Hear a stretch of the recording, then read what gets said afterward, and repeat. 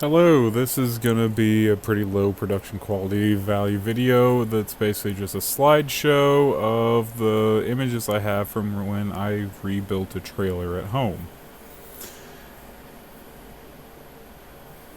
So this trailer started out life, it was a homemade cargo trailer that had just been parked and the tires had gone completely flat and the cargo portion of it was just completely rotting away. Uh, at first we were just going to scrap the whole thing, and then when I actually got to looking at the frame was in decent shape, just everything else on it was trash. So we towed it up to the shop and we tore everything off of it, got it down to just the frame, the springs, the axle, fenders, and the jack and the tongue. I knocked most of the surface rust off with a combination of sanders, wire brushes on drills, anything I had on hand. My original idea was to sandblast it down to bare metal, but I eventually got tired of this because it was really time consuming. I couldn't seem to get it all done. It would just start rusting again by the time I got back to it. So instead, I settled for knocking most of the rust off of it, and then I went for some Rust-Oleum rusted metal primer. I coated the entire thing with that.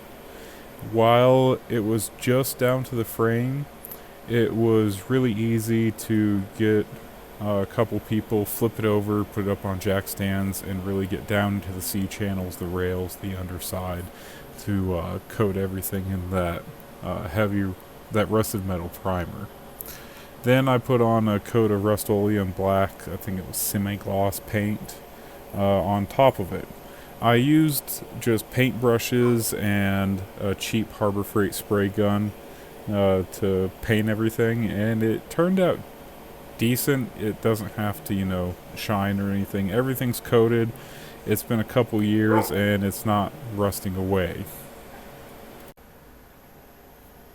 I don't really have any images to show the wiring, but I ordered a LED wiring kit off of Amazon that had uh, the brake light, tail light. It did have a license plate light that I'm not using because I'm not required to have a license plate for the trailer in my state, but it also had some front clearance lights as well. I ran this through some split loom and taped everything up, installed it into the trailer pretty easily. It's pretty, straight trailer wiring. It came with a guide to show you which color was which color, how to install it. It came with more than enough cable, and once it's in, it hasn't had any issues with it. None of the lights have leaked. They haven't, been building up water inside of them, and it's just worked so far. And the only thing I wish was that the rear lights maybe were a little bit more low profile, because if the trailer's not loaded or not hooked up anything, I have had people try to sit on the end of the trailer. Of course, it's light, single axle. It slams down to the ground and it does hit the lights on the ground because they're thicker than the C channel is. But nothing has broken so far, so it seems to be working. For the deck, I used pressure treated lumber. I believe I did 2x8s or 2x6s. I honestly can't remember. I got the size just wider than the trailer frame, and I placed each board on the trailer and then marked it with a grease pencil and cut them so they're each numbered, that they're going to go in a specific spot, so that if the frame was kind of wavy, I wouldn't put the wrong board in the wrong spot and end up with, frame hanging out or board hanging out, to try and keep it as uniform as possible. To attach the deck, I used carriage bolts. The carriage bolts actually go all the way through the lumber, through the C channel, and out the bottom. And then they have a washer and a nylock nut to secure it. And doing it this way, it seemed to really firm up the frame and really tie everything together. When I was putting the boards onto the frame, I started with the bottom board and I drilled its holes and attached it. Then I actually used a couple ratchet straps to pull each board tight up against the previous board, then drilled the holes through the frame and put the carriage bolts through it. That way, as the boards shrunk, there wouldn't be large gaps in the deck. It also, everything's nice and tight there. As the bolts shrank, they actually shrank up and tightened up on the carriage bolts even more. Nothing's cracked, nothing's broke. As they have dried, they're not completely level. You couldn't set a level straight across it and have it touch every board, but it's not really important for that. And if I was going for that, I probably would have done like a solid deck, a thick piece of plywood or something along that lines. I used some of the scrap lumber to extend the deck out past the square of the frame and onto the V-neck. It just gave a little bit more space, and I was able to mount a wheel chock a bit further forward to if I go to put a motorcycle on it. On each corner and in the middle of each side, instead of a carriage bolt, I actually used an eye bolt that goes all the way through the lumber and the C-channel and comes out the bottom the same as the regular carriage bolts.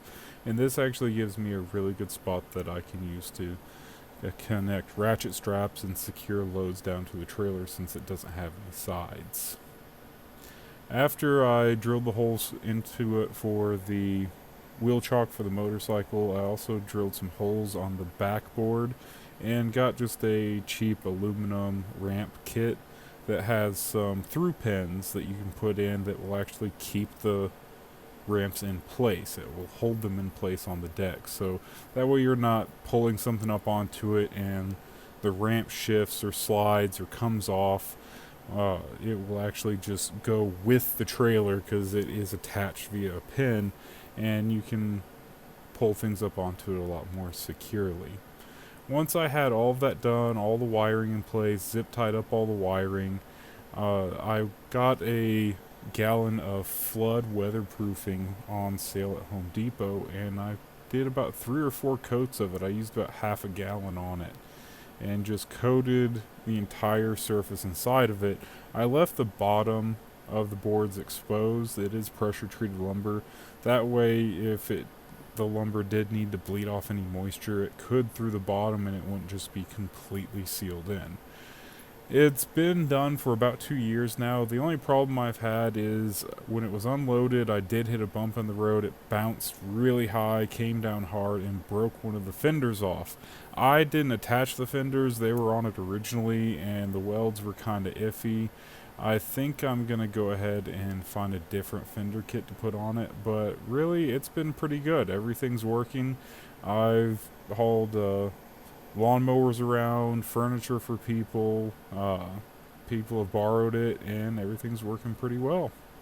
I think total I've got about maybe $300 into it, with the paint supplies, the tools, the hardware, the lighting kit, the safety cables, and the vast majority that came from Lowe's, Home Depot, or just Amazon for everything, including the tires I ordered off of Amazon. Thank you for watching, and I hope to continue to post picture slideshow videos of other projects I've done, and eventually I'll get caught up and I may do some videos of projects I'm currently working on.